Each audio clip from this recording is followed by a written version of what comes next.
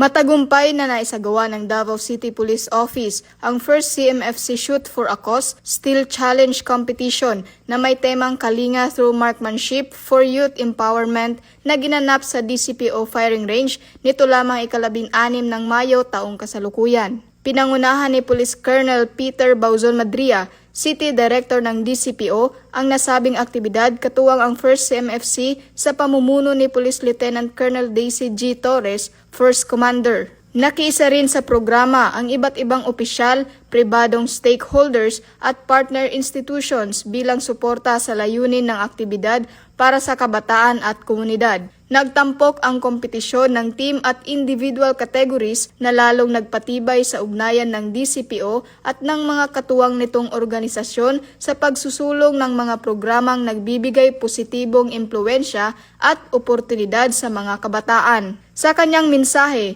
binigyang diin ni Police Colonel Madria ang kahalagahan ng patuloy na pakikipagtulungan sa iba't ibang institusyon at stakeholders ng komunidad. Ayon sa kanya, ang mga ganitong aktibidad ay nagsisilbing plataporma upang gabayan ang mga kabataan tungo sa disiplina, pamumuno at makabuluhang pakikilahok sa lipunan.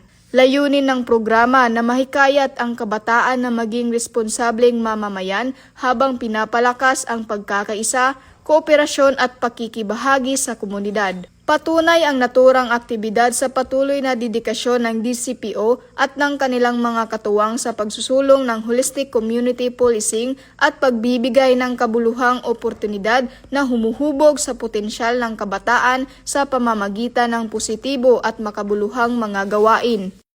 Mula dito sa Davao Region, ako ang inyong PNN Correspondent, Patrolwoman AJ Cortez, alagad ng batas, tagataguyod ng Balitang Pulis.